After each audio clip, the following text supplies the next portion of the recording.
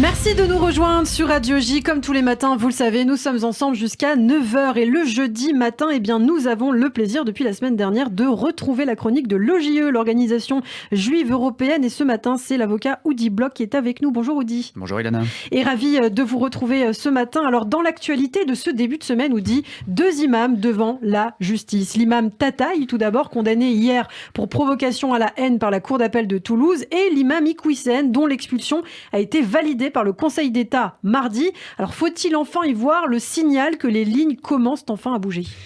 Bien, tout d'abord, je voudrais vous dire que je suis très satisfait par la décision de la Cour d'appel de Toulouse dans l'affaire Tataï, qui vient rectifier le tir du tribunal judiciaire, pour lequel le juge n'avait pas à apprécier le bien fondé d'un texte religieux et prenait prétexte d'un conflit, d'une situation géopolitique tendue pour ne pas condamner les propos antisémites. La Cour d'appel de Toulouse a dit exactement le contraire. Elle a estimé avec raison qu'un texte, fût-il religieux, qui appelle à tuer les Juifs, que l'on poursuit avec la litanie habituelle des clichés antisémites, le juif comploteur, le juif falsificateur, le juif qui contrôle la politique, l'économie, les médias.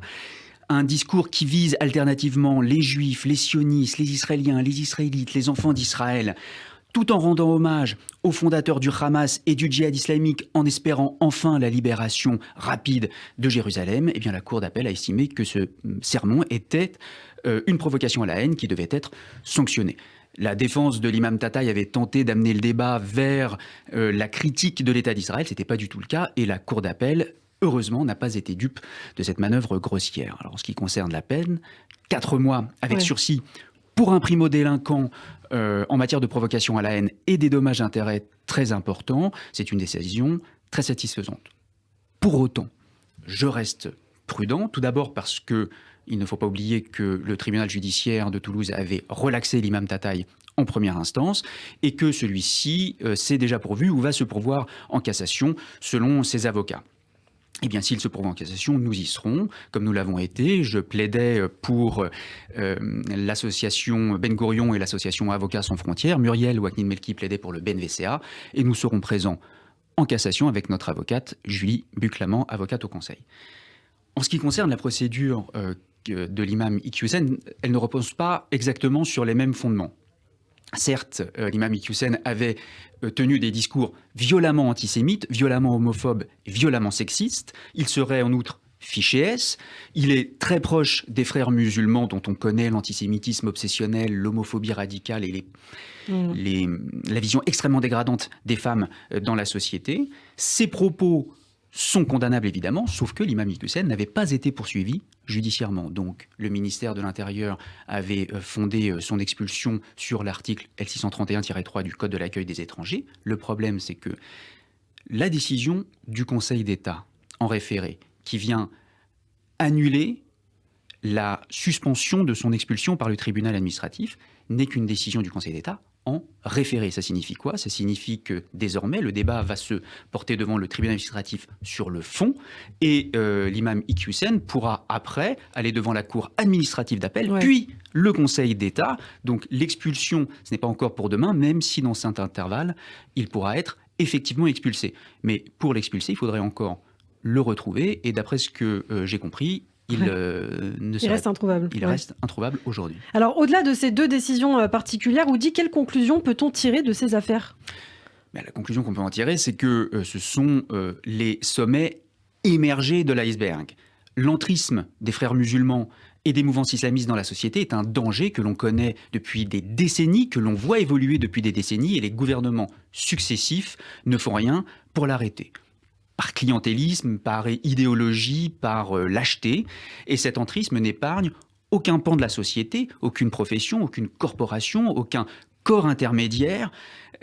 Certaines associations de lutte contre le racisme ou déclarées telles ne sont pas exemptes non plus de cet entrisme. Et pourtant, ce danger est réel. Donc il faut des décisions courageuses par des magistrats courageux pour sanctionner les infractions quand elles sont commises. J'ajouterai un point qui est quand même important.